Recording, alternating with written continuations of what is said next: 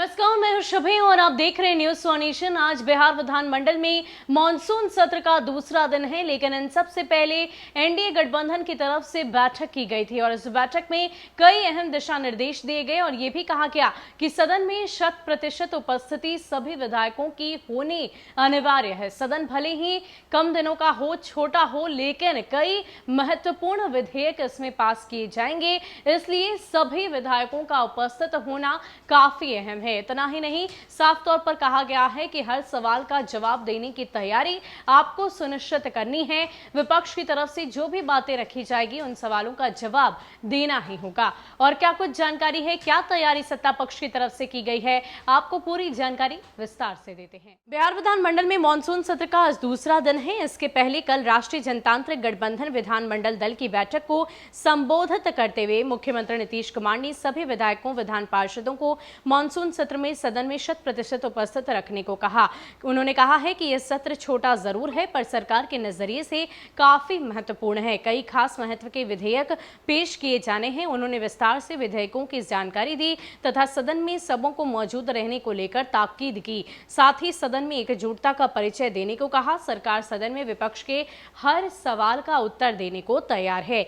NDA विधायक दल की बैठक में वीआईपी को छोड़कर भाजपा, जेडीयू और हम के सभी विधायक और विधान पार्षद शामिल हुए। मुख्यमंत्री नीतीश कुमार के अलावा उप मुख्यमंत्री तारकिशोर प्रसाद, रेणु देवी, संसदीय कार्य मंत्री विजय कुमार चौधरी, हम प्रमुख व पूर्व मुख्यमंत्री जीतन राम मांझी, विधानसभा में सत्तारूढ़ दल के मुख्य सचेतक श्रवण कुमार, उप मुख्य सचेतक जनक सिंह, विधान परिषद में उप मुख्य सचेतक देवेश चंद्र ठाकुर, नवल किशोर यादव मंचस्थ रहे। बैठक में कई विधायकों ने बाढ़, कईयों ने कोविड की तीसरी लहर के मद्देनजर उनके क्षेत्र के अस्पतालों को सुविधा उत्पन्न बनाने, कई ने जल जमाव वाले क्षेत्रों में भी बाढ़ राहत जैसी सुविधाएं लागू करने की मांग की।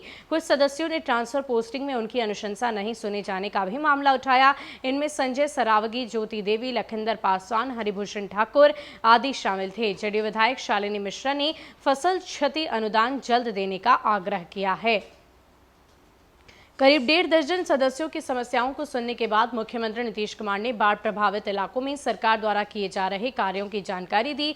कहा कि उन्होंने खुद प्रभावित इलाकों का एरियल सर्वे किया है। सीएम ने एनडीए विधायक, विधान पार्षदों के क्षेत्र को विकास पर ध्यान देने को कहा। सुझाव दिया कि अपने क्षेत्र की समस्याओं को अलग अलग पत्रों के माध्यम से संबंधित विभाग को दे। निश्चित तौर पर एक्शन होगा। किसी भी मसले पर मीडिया में बयान देने से बचने को कहा। मुख्यमंत्री ने कहा कि ऐसी कोई भी समस्या या बात हो तो मुझसे मिले। उन्होंने ट्रांसफर को लेकर भी सदस्यों को संबंधित मंत्री के पास अनुशंसा भेजने को कहा है।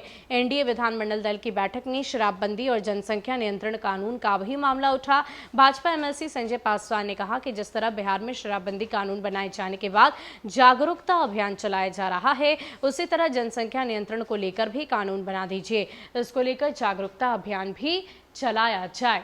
यानी कि अलग अलग तरह की बातें इस बैठक में की गई, अलग अलग तरह के दिशा निर्देश तमाम विधायकों को दिए गए और विधायकों की भी बातों को सुना गया। खास करके गौर फरमाने वाली बात ये सामने आई कि विधायकों ने ये शिकायत की कि हमारी गुजारिश, हमारी सिफारिश मंत्रीगण नहीं सुनते हैं। खास करके अधिकारियों के पदस्थापन को लेकर जब भी हम किसी तरह की बात रखते हैं तो हमारी बातों को अनसुना कर दिया जाता है। ऐसे में मुख्यमंत्री नीतीश कुमार ने साफ तौर पर कहा कि आप से यह अनुरोध है सभी मंत्रीगण से कि आप इनकी बातों को सुने, तरजीह दें और अगर बात नियमानुसार नहीं लगती, शिकायत नियमानुसार नहीं लगती तो आवेदन लिखकर मुझ तक जरूर पहुंचाएं। यानी कि बैठक में कई तरह की बातें सामने आई है।